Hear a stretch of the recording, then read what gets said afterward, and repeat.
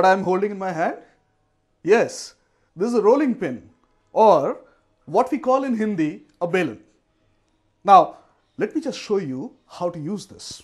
I'll try and roll some dough. Okay, so I start and perhaps turn it around, and then there you are. It does look somewhat like a roti. I'm not very good at it. But in case you thought that this was a session on cooking, let me assure you that this is a session on rolling. In fact, the physics of rolling. And I do hope that you enjoy it and you find it useful. Rolling is very interesting. That's because it's one of the few kinds of motion that combines translation with rotation. Actually, rolling is nothing but translation and rotation happening together in the same rigid body at the same time. Let's try and understand this. What we see here is pure rotation of a uniform rigid wheel.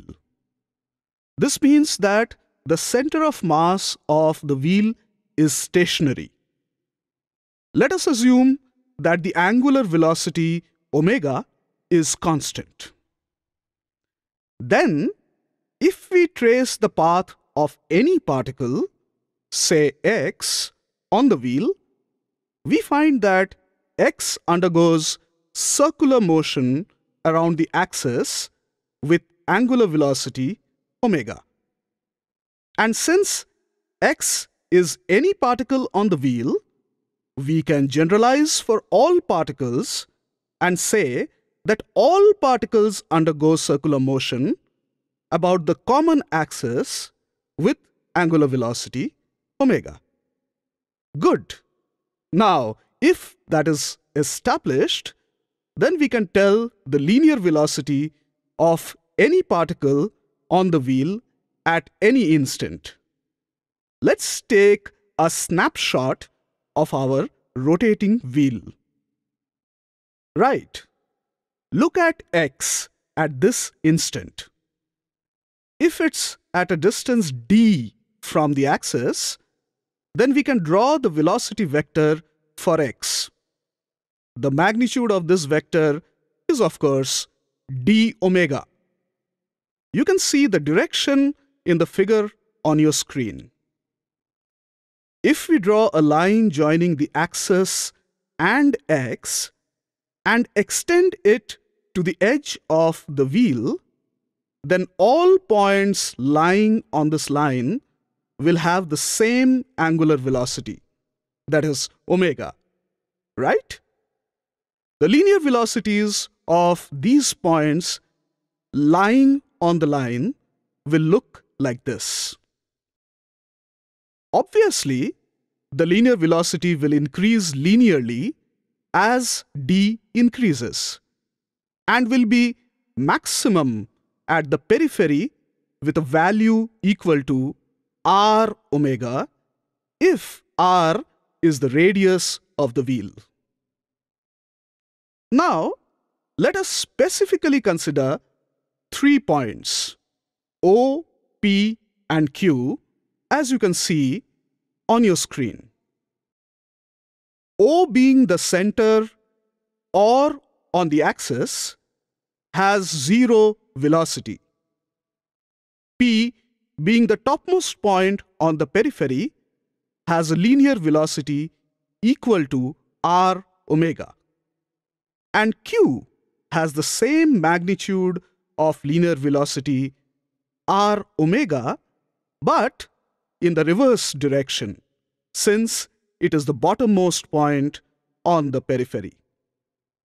For a moment, let's keep the rotating wheel aside and consider another identical wheel that is translating as shown with constant linear velocity v. Since the wheel is a rigid body, this means that all points on the wheel are translating with the same velocity v. Now, let's combine the motions of these two wheels and see what happens. The wheel will undergo translation as well as rotation at the same time. We can determine the combined or resultant velocity of any point on the wheel by simply adding the two velocity components vectorially. As an example, let us go back to our point x. X has two components of linear velocity. Linear velocity due to rotation, Vr, is equal to the vector d omega, and linear velocity due to translation, Vt, equal to the vector v. So, adding vectorially, we get the resultant velocity as Vx equal to the vector d omega plus the vector v. Using the same reasoning, we can find the resultant velocities of points O, P, and Q. Of special interest to us is point Q, which now has a velocity Vq equal to the vector r omega plus the vector v. There can be three possible cases. 1. Magnitude of the vector v is less than the magnitude of the vector r omega. 2. The magnitude of vector v is equal to the magnitude of the vector r omega. And 3. Magnitude of vector v is greater than magnitude of the vector r omega.